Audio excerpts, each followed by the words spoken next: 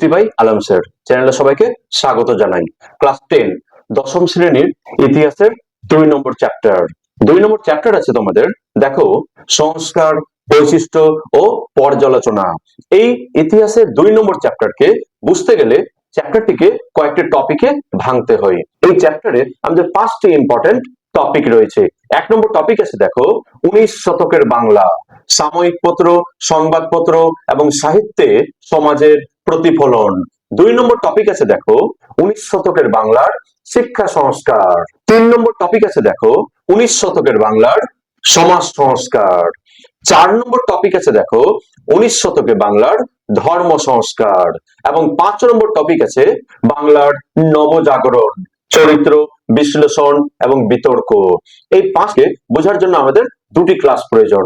আজকের ক্লাসে তোমরা পাবে প্রথম 2টি টপিক, অর্থাৎ 19 শতকের বাংলা, সাময়িক পত্র, সংবাদপত্র এবং সাহিত্যে সমাজের প্রতিফলন, এবং তার সঙ্গে পাবে 19 শতকে বাংলার শিক্ষা সংস্কার। অতএব শুরু করা যাক ক্লাস 10 এর 2য় অধ্যায়। তোমরা জানো ইতিহাস, ইতিহাস শব্দের অর্থ অতীতের কথা। ইতিহাস হলো সময়, সমাজ এবং একটি নির্দিষ্ট অঞ্চলের প্রতিফলন। যেভাবে তোমরা পয়েন্ট দেখতে পাচ্ছ, পয়েন্টের উপরেই দেখো লেখা আছে 19 শতকের বাংলা, সাময়িক পত্র, সংবাদপত্র এবং সাহিত্যে সমাজের প্রতিফলন। অর্থাৎ আমরা যদি 19 শতকের বাংলা বুঝতে চাই, তবে আমাদের তখনকার দিনের সাময়িক পত্র, সংবাদপত্র এবং সাহিত্য একটি গুরুত্বপূর্ণ ভূমিকা পালন করে। উদাহরণ হিসেবে বলা যেতে পারে, ধরো তোমরা আজ থেকে প্রায় 150 বছর বা 200 বছর আগেকার ইতিহাস জানতে চাও, ইতিহাসের উপরে রিসার্চ করতে চাও।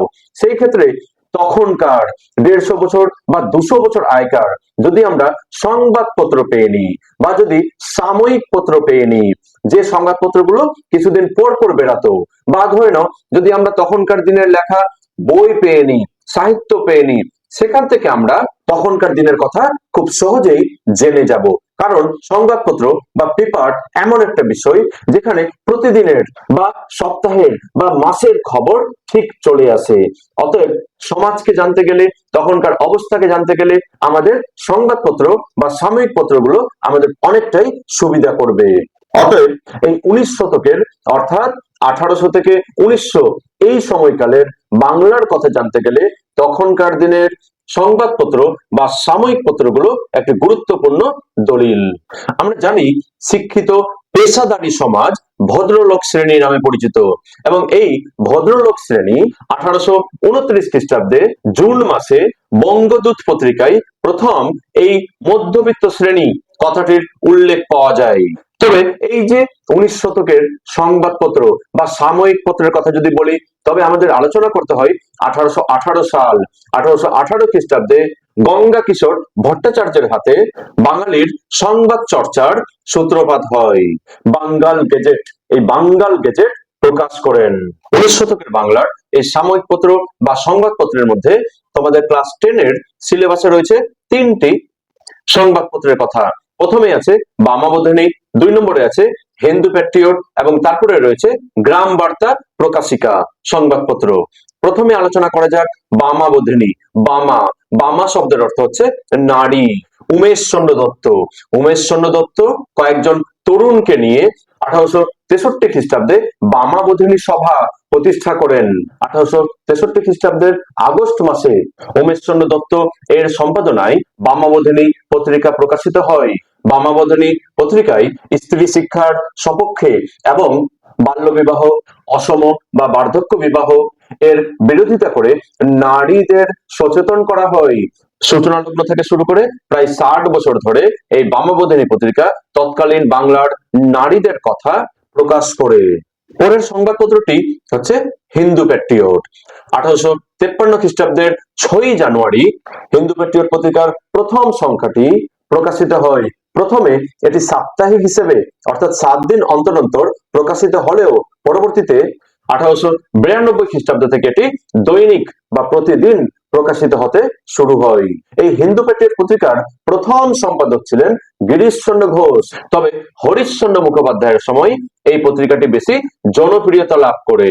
হরিশচন্দ্র মুখোপাধ্যায়ের এই হিন্দু প্যাট্রিয়ট পত্রিকা থেকে আমরা সমকালীন বাংলার সামাজিক শোষণ, সাধারণ মানুষের উপর সরকার ও পুলিশের অত্যাচার, বাংলার নীলকরদের উপর নীলকর সাহেবদের অত্যাচার, বাংলার চাল ও অন্যান্য প্রয়োজনীয় দ্রব্য রপ্তানি করে মদ আমদানি, সঙ্গে পুরুষের বহু বিবাহ প্রভৃতির কথা জানতে পারি। অর্থাৎ 19 শতকের বাংলার সামাজিক চিত্র ফুটে উঠেছিল এই হিন্দু প্যাট্রিয়ট পত্রিকায়। তৎকালীন বাংলার কথা জানতে গেলে আমাদের অবশ্যই হিন্দু প্যাট্রিয়ট পত্রিকার উপর নির্ভরশীল হতে হয়। পরের সংবাদপত্রটি হচ্ছে গ্রাম বার্তা প্রকাশিকা। যেভাবে তোমরা বুঝতেই পারছো, গ্রাম বার্তা প্রকাশিকা অর্থাৎ গ্রামের কথা এই সংবাদপত্রে প্রকাশিত হতো। অবিভক্ত বাংলার কুষ্টিয়া জেলার কুমারখালী থেকে 1863 খ্রিস্টাব্দে গ্রাম বার্তা পত্রিকাটি প্রকাশিত হয়। এর সম্পাদক ছিলেন হরিনাথ মজুমদার। বাউল গানে তিনি নিজেকে কাঙাল বলে উল্লেখ করতেন, তাই তিনি কাঙাল হরিনাথ নামেই বেশি পরিচিত ছিলেন। তিনি কাঙাল ফিকির চাঁদ নামে বাউল সঙ্গীত রচনা করেন। গ্রাম বার্তা প্রকাশিকা এই পত্রিকাটি প্রথম দিকে মাসিক পত্রিকা অর্থাৎ 1 মাস অন্তর অন্তর বেরালেও পরে এটি পাক্ষিক পত্রিকায় পরিণত হয় অর্থাৎ 15 দিন অন্তর অন্তর প্রকাশিত হয় এবং পরবর্তীতে এটি দেখা যায় সাপ্তাহিক পত্রিকায় পরিণত হয় অর্থাৎ 7 দিন অন্তর অন্তর প্রকাশিত হতে থাকে। এই গ্রাম বার্তা প্রকাশিকা পত্রিকা থেকে আমরা ব্রিটিশ সরকার এবং তার সহযোগী জমিদার, মহাজন তথা নীলকর সাহেবদের শোষণ অত্যাচারের বিষয়টি জানতে পারি। শোষণ অত্যাচারের পাশাপাশি এই পত্রিকায় সাহিত্য, দর্শন, বিজ্ঞান, বিপ্লবীদের শপথ ও বীরত্ব গাথা প্রভৃতি এই পত্রিকায় আলোচনা হতো। অর্থাৎ 19 শতকের বাংলার গ্রামের কথা অর্থাৎ সমাজের কথা তুলে ধরা হয় এই গ্রাম বার্তা প্রকাশিকা পত্রিকায়। এছাড়াও এই টপিকে রয়েছে দুটো সাহিত্যের কথা। প্রথম সাহিত্যটি হচ্ছে হুতম প্যাচার নকশা। 1861 সাল, মাত্র 30 বছর বয়সে কালী প্রসন্ন সিংহ হুতম প্যাচা ছদ্মনামে এই গ্রন্থটি রচনা করেন। অবশ্য এই কালী প্রসন্ন সিংহ 1855 খ্রিস্টাব্দে অর্থাৎ যখন বয়স ছিল মাত্র 15 বছর তখনই তিনি বিদ্যোৎসাহিনী সভা প্রতিষ্ঠা করেন। সমাজসেবক কালী প্রসন্ন সিংহের এই হুতম প্যাচার নকশা গ্রন্থটি ছিল একটি ব্যঙ্গ বিদ্রুপাত্মক সামাজিক নকশা জাতীয় গ্রন্থ। গ্রন্থটিতে সমাজ, ধর্ম, রাজনীতির ক্ষেত্রে ঘটে চলা ভণ্ডামিগুলির তীব্র ভাষায় তিনি নিন্দা করেছেন। কলকাতায় হঠাৎ করে ফেপে ফুলে ওঠা ধনী নব্য বাবু সম্প্রদায় বা বাবু কালচারের তীব্র নিন্দা করেছেন। সেই সময়কার ঔপনিবেশিক সমাজের এক বাস্তবিক চিত্র উপস্থাপিত হয়েছে এই হুতম প্যাচা নকশার মাধ্যমে। অর্থাৎ 19 শতকের বাংলার বাস্তব চিত্র ফুটে উঠেছে কালীপ্রসন্ন সিংহের লেখা এই হুতম প্যাচার নকশা গ্রন্থটির মাধ্যমে। পরের সাহিত্যটি সেটি হচ্ছে নীল দর্পণ। নীল দর্পণ ছিল একটি নাটক। নীলকরদের অত্যাচার ও নীল বিদ্রোহের পটভূমিকায় 19 শতকের খ্যাতনামা উপন্যাসিক, নাট্যকার ও সমাজসেবী দীনবন্ধু মিত্র তার শ্রেষ্ঠ সাহিত্য কীর্তি হচ্ছে এই নীল দর্পণ, যেটি তিনি রচনা করেন 1860 খ্রিস্টাব্দে। 1860 খ্রিস্টাব্দে ঢাকা থেকে নাটকটি প্রকাশিত হওয়ার সঙ্গে সঙ্গে সমাজে আলোড়ন সৃষ্টি হয়। ইউরোপের বিভিন্ন ভাষায় এই নাটকটি অনুদিত হতেই ইউরোপবাসী বাংলার নীল চাষীদের দুর্দশার কথা জানতে পারে। নীল দর্পণই ছিল প্রথম বাংলা নাটক যেটি ইংরেজি ভাষায় অনুদিত হয়। এই ইংরেজি অনুবাদটি করেছিলেন রেভারেন্ড জেমস লং। ইংরেজি অনুবাদটি রেভারেন্ড জেমস লং এর নামে প্রকাশিত হয়। তবে অনেকে মনে করেন যে মাইকেল মধুসূদন দত্ত এর অনুবাদ করেছিলেন এবং ব্রিটিশ সরকারের শাস্তি এড়ানোর জন্য তা লং সাহেবের নামে প্রকাশিত হয়। যাই হোক, ইংরেজ সরকার লং সাহেবকে দোষী অভিযুক্ত করেন এবং 1000 টাকা জরিমানা ধার্য করা হয়। 1872 খ্রিস্টাব্দে কলকাতায় প্রতিষ্ঠিত ন্যাশনাল থিয়েটারে বা জাতীয় নাট্যশালায় প্রথম মঞ্চস্থ করা হয় এই নাটকটি, নীল দর্পণ নাটকটি। বঙ্কিমচন্দ্র চট্টোপাধ্যায় এই নীল দর্পণ নাটকটিকে মার্কিন লেখক হ্যারিয়েট বিচার স্ট্রো এর আঙ্কেল টমস কেবিন এর সঙ্গে তুলনা করেছেন। অর্থাৎ এক কথায় 19 শতকের বাংলার নীল চাষীদের উপর নীলকর সাহেবদের অত্যাচারের বাস্তব রূপ তথা নীল বিদ্রোহের পটভূমি ফুটে উঠেছে এই নীল দর্পণ নাটকে। আজকের আমাদের 2 নম্বর টপিক, সেটি কি ছিল? সেটি ছিল 19 শতকের বাংলার শিক্ষা সংস্কার। তোমরা জানো, ভারতে ইংরেজ ইস্ট ইন্ডিয়া কোম্পানি আসার পর ভারতের শিক্ষা ব্যবস্থা ছিল খুবই পশ্চাৎপদ, পিছিয়ে পড়া।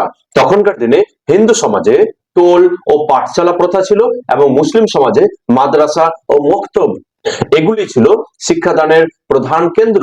সেই সময় কিছু ইংরেজদের উদ্যোগেই ভারতে শিক্ষার উন্নতি ঘটে এবং এই ইংরেজদের উদ্যোগের মধ্যে যেমন বলতে হয়, আরবি, ফার্সি ও মুসলিম আইন চর্চার উদ্দেশ্যে লর্ড ওয়ারেন হেস্টিংস এর উদ্যোগে 1781 খ্রিস্টাব্দে গড়ে ওঠে কলকাতা মাদ্রাসা।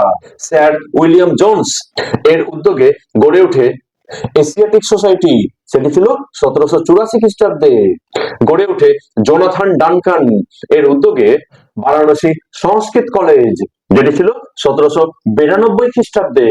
লর্ড ওয়েলেসলির উদ্যোগে গড়ে ওঠে ফোর্ট উইলিয়াম কলেজ, সেটি ছিল 1800 খ্রিস্টাব্দে। এগুলো বেশিরভাগই ছিল প্রাচ্য শিক্ষার, অর্থাৎ ভারতের যে শিক্ষা, অর্থাৎ সংস্কৃত, আরবি, ফার্সি, উর্দু, এই যে ভারতীয় শিক্ষা, এই প্রাচ্য শিক্ষা দেওয়ার কেন্দ্র। এর পরবর্তীতে দেখা যায় 1813 সাল, 1813 খ্রিস্টাব্দে ইংরেজ ইস্ট ইন্ডিয়া কোম্পানি একটি আইন পাস করে এবং সেই 1813 খ্রিস্টাব্দের সনদ আইন বা চার্টার আইন, এই আইনে বলা হয় ইংরেজ কোম্পানি প্রতি বছর 1 লক্ষ টাকা ভারতে শিক্ষার খাতে ব্যয় করবে, ভারতীয় জনশিক্ষার জন্য ব্যয় করবে। সে অনুসারে 1823 খ্রিস্টাব্দে জনশিক্ষা কমিটি বা কমিটি অফ পাবলিক ইনস্ট্রাকশন গড়ে তোলা হয়। কিন্তু প্রাচ্য না পাশ্চাত্য, কোন খাতে এই অর্থ ব্যয় করা হবে তা নিয়ে যে বিতর্ক দেখা দেয়, সেই বিতর্কটি ছিল প্রাচ্য পাশ্চাত্য বিতর্ক। কারণ এই সময় বেশ কিছু উল্লেখযোগ্য ব্যক্তি তারা প্রাচ্য শিক্ষাকে সমর্থন করেছিলেন, আবার বেশ কিছু উল্লেখযোগ্য ব্যক্তি তারা পাশ্চাত্য শিক্ষাকে সমর্থন করেছিলেন। H T Prinsep, Holt, Mackenzie, Colebrooke, Wilson প্রমুখ ইংরেজ ইস্ট ইন্ডিয়া কোম্পানি কর্তৃক বরাদ্দ বাৎসরিক 1 লক্ষ টাকা প্রাচ্য শিক্ষার জন্য ব্যয় করার কথা বলেছিলেন। তারাই হলেন প্রাচ্যবাদী বা ওরিয়েন্টালিস্ট। আবার অন্যদিকে Charles Grant, Thomas Babington Macaulay, Trevelyan, Alexander Duff, Saunders, Colvin, Raja Rammohan রায় প্রমুখ এই অর্থটি পাশ্চাত্য শিক্ষার জন্য, অর্থাৎ ইংরেজি শিক্ষার জন্য ব্যয় করার কথা বলেছিলেন। তারা হলেন অ্যাংলিসিস্ট বা পাশ্চাত্যবাদী। 19 শতকের বাংলার শিক্ষা সংস্কারের বিষয়ে দুটি বিষয় খুব ইম্পর্টেন্ট। এক হচ্ছে 1835 খ্রিস্টাব্দের মেকলে মিনিট এবং দ্বিতীয়টি হচ্ছে 1854 খ্রিস্টাব্দের উডের ডেসপেজ। কি ছিল এই 1835 খ্রিস্টাব্দের মেকলে মিনিটে? তুমি যদি দেখো বুঝতে পারবে 1835 সাল, 1835 খ্রিস্টাব্দে লর্ড উইলিয়াম বেন্টিঙ্ক এর কাছে তার শিক্ষা সচিব তথা আইন সচিব লর্ড মেকলে একটি প্রস্তাব পেশ করেন। এটি মেকলে মিনিট নামে পরিচিত ছিল এবং এই মেকলে মিনিটে বলা হয়েছিল প্রাচ্য শিক্ষা বৈজ্ঞানিক চেতনাহীন এবং পাশ্চাত্যের তুলনায়, অর্থাৎ ইংরেজি ভাষার তুলনায় নিকৃষ্ট। বলা হয়েছিল প্রাচ্যের সভ্যতা, অর্থাৎ এই দেশের সভ্যতা দুর্নীতিগ্রস্ত, অপবিত্র। মেকলে মিনিটসে আরো বলা হয়েছিল এই দেশের উচ্চ ও মধ্যবিত্তদের মধ্যে ইংরেজি শিক্ষার বিস্তার ঘটলে তা ধীরে ধীরে ক্রমনিম্ন নীতির মাধ্যমে বা চুইয়ে পড়া নীতির মাধ্যমে সাধারণ মানুষের মধ্যে ছড়িয়ে পড়বে।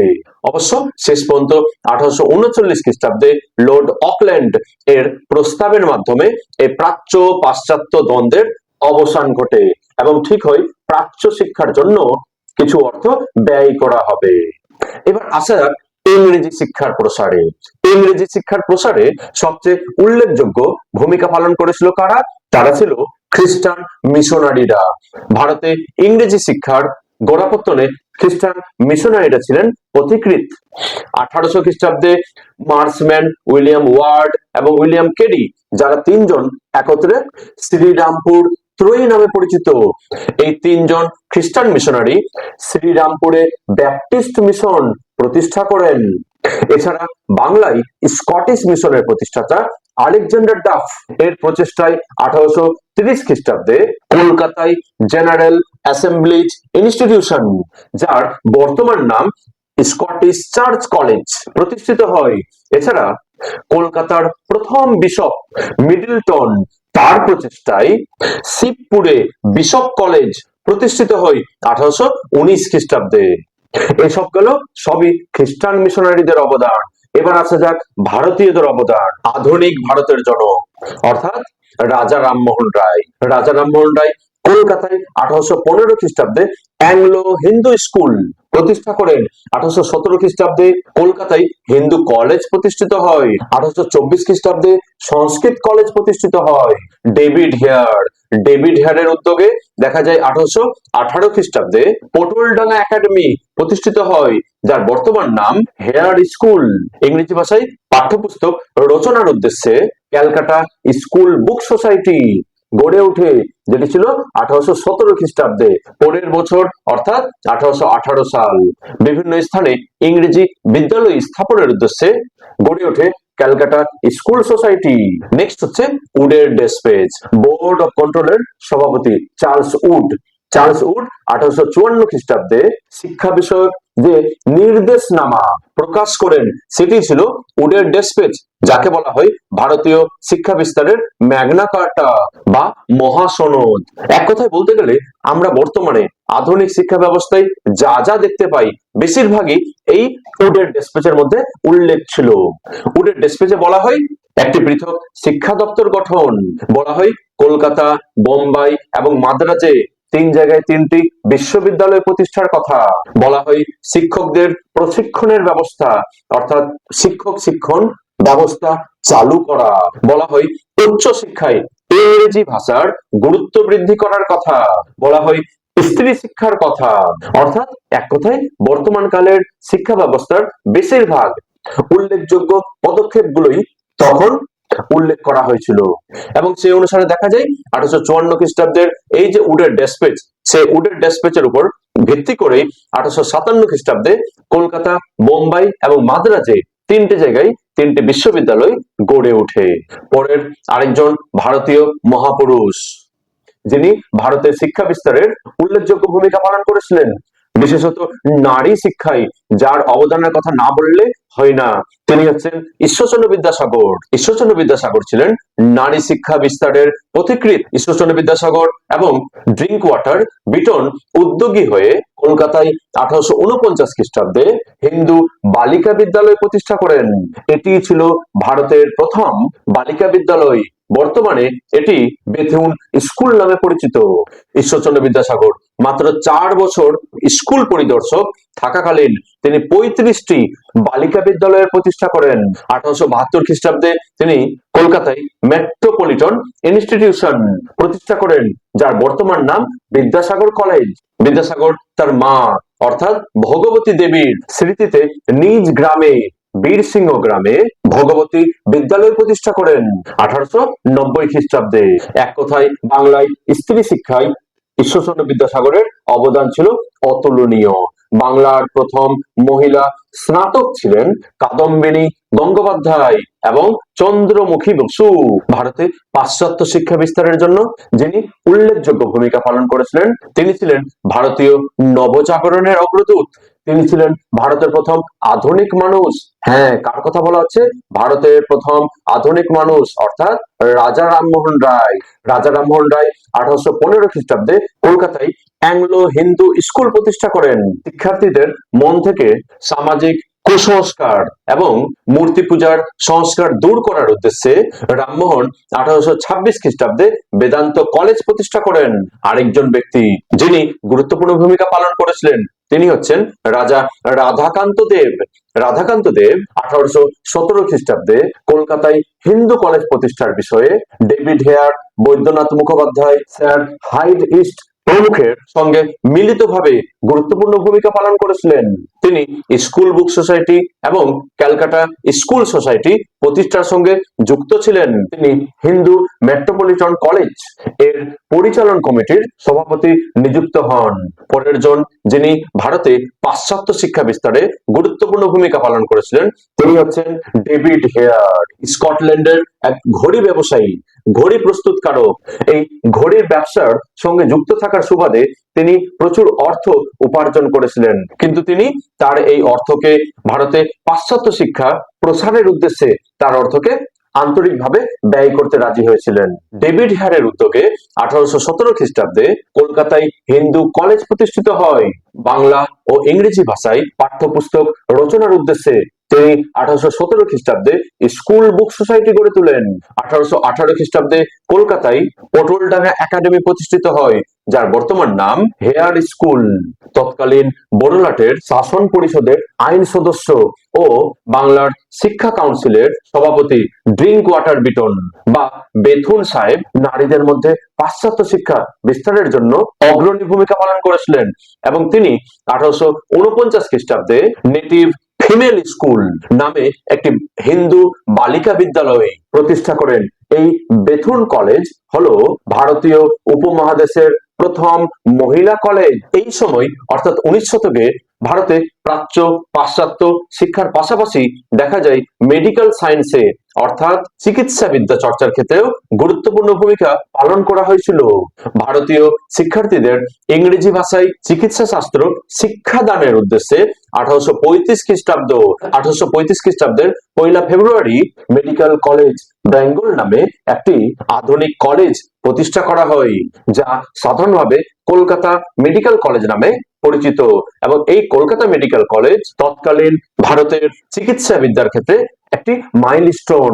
চিকিৎসা শিক্ষার একটি অন্যতম কেন্দ্র ছিল এই কলকাতা মেডিকেল কলেজ।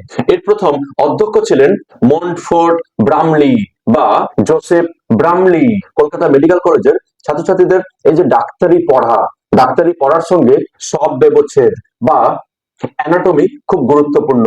এই সব ব্যবচ্ছেদ তখনকার দিনে কঠিন ভাবে নিষিদ্ধ ছিল, কিন্তু এই ক্ষেত্রে উল্লেখযোগ্য ভূমিকা পালন করেছিলেন কলকাতা মেডিকেল কলেজের বাঙালি ছাত্র মধুসূদন গুপ্ত।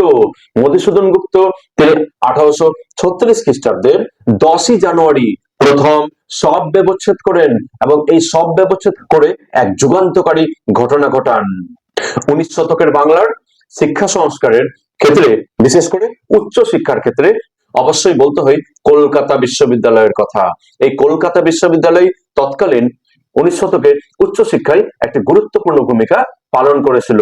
তোমরা আগেই জেনেছো যে 1854 খ্রিস্টাব্দের উডের ডেসপেচ, এই উডের ডেসপেচের রিপোর্টের ভিত্তিতেই 1857 খ্রিস্টাব্দে কলকাতা বিশ্ববিদ্যালয় গড়ে ওঠে এবং এই কলকাতা বিশ্ববিদ্যালয় ছিল তখনকার দিনের ভারতের উচ্চশিক্ষা চর্চার একটি গুরুত্বপূর্ণ কেন্দ্র। স্যার চার্লস উডের নির্দেশনামা অর্থাৎ উডের ডেসপেচের এই রিপোর্টের ভিত্তিতে লর্ড ক্যানিং এর শাসনকালে ভারতীয় বিশ্ববিদ্যালয় আইন পাস হয় 1857 খ্রিস্টাব্দে এবং এই ভারতীয় বিশ্ববিদ্যালয় আইন দ্বারাই কলকাতা, বোম্বাই এবং মাদ্রাজ এই 3 জায়গায় 3টি বিশ্ববিদ্যালয় গড়ে ওঠে। এর মধ্যে সর্বাধিক গুরুত্বপূর্ণ ছিল 1857 খ্রিস্টাব্দের 24শে জানুয়ারি প্রতিষ্ঠিত হওয়া কলকাতা বিশ্ববিদ্যালয় এবং এই কলকাতা বিশ্ববিদ্যালয় ছিল তৎকালীন ভারতের উচ্চশিক্ষার একটি গুরুত্বপূর্ণ কেন্দ্র। কলকাতা বিশ্ববিদ্যালয়ের প্রথম আচার্য ছিলেন লর্ড ক্যানিং এবং প্রথম উপাচার্য ছিলেন সুপ্রিম কোর্টের প্রধান বিচারপতি স্যার জেমস উইলিয়াম কলভিল। এই কলকাতা বিশ্ববিদ্যালয়ের প্রথম ভারতীয় উপাচার্য ছিলেন স্যার গুরুদাস বন্দ্যোপাধ্যায়। কলকাতা বিশ্ববিদ্যালয় থেকে 1858 খ্রিস্টাব্দে যদুনাথ ঘোষ ও বঙ্কিমচন্দ্র চট্টোপাধ্যায় প্রথম স্নাতক হন অর্থাৎ বিএ পাস করেন। মহিলাদের মধ্যে অর্থাৎ ভারতের প্রথম মহিলা স্নাতক ছিলেন চন্দ্রমুখী বসু এবং কাদম্বিনী গঙ্গোপাধ্যায় 1882 খ্রিস্টাব্দ। ইনারও এখানকারই ছাত্রী। সঙ্গে আরো মনে রাখতে পারো এশিয়ার প্রথম ডিলিট ছিলেন বেণী মাধব বড়ুয়া, তিনিও ছিলেন এই কলকাতা বিশ্ববিদ্যালয়েরই ছাত্র। অতএব তোমরা তোমাদের ক্লাস 10 এর দ্বিতীয় অধ্যায়ের এই ক্লাসে তোমরা বুঝতে পারলে 19 শতকের বাংলার সাময়িক পত্র, সংবাদপত্র এবং সাহিত্যে সমাজের প্রতিফলন। সেই ক্ষেত্রে তোমাদের ছিল তিনটে সংবাদপত্র, বামাবোধিনী, হিন্দু প্যাট্রিয়ট এবং গ্রাম বার্তা প্রকাশিকা। তার সঙ্গে ছিল দুটি সাহিত্য, হুতম প্যাঁচার নকশা এবং নীল দর্পণ। পরের টপিক ছিল 19 শতকের বাংলার শিক্ষা সংস্কার। সেই ক্ষেত্রে তোমরা জানলে প্রাচ্যবাদী কারা, পাশ্চাত্যবাদী কারা, প্রাচ্য পাশ্চাত্য দ্বন্দ্ব কি, খ্রিস্টান মিশনারিদের কি অবদান ছিল, ভারতে ইংরেজি শিক্ষার বিস্তার কিভাবে শুরু হয়, নারী শিক্ষা বিস্তারের ক্ষেত্রে ঈশ্বরচন্দ্র বিদ্যাসাগরের অবদান কি, পাশ্চাত্য শিক্ষা বিস্তারে রাজা রামমোহন রায়, রাজা রাধাকান্ত দেবের ভূমিকা কি। তোমরা জানলে পাশ্চাত্য শিক্ষা বিস্তারে ডেভিড হেয়ার ও জন ড্রিঙ্ক ওয়াটার বিটনের ভূমিকা। তোমরা জানলে কলকাতা মেডিকেল কলেজ ও চিকিৎসা বিদ্যা চর্চার বিকাশ। এবং শেষ লাস্ট টপিক সেটি ছিল কলকাতা বিশ্ববিদ্যালয় এবং উচ্চশিক্ষার বিকাশ। এই গেল তোমাদের ক্লাস 10 এর দ্বিতীয় অধ্যায়ের প্রথম দুটো টপিক। এর পরের যে তিনটা টপিক থাকলো পরের ক্লাসে তোমরা পেয়ে যাবে। Thank you for watching.